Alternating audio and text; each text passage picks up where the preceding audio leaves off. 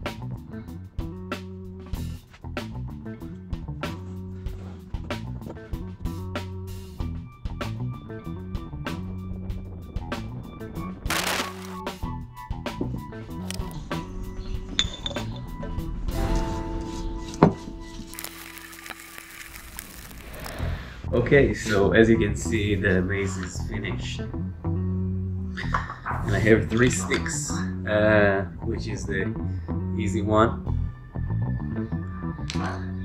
This is harder. And this is the hardest one.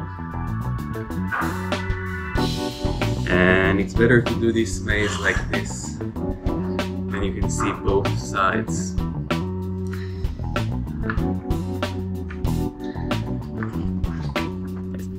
So if you like this video, a subscribe will be incredible. Thank you very much.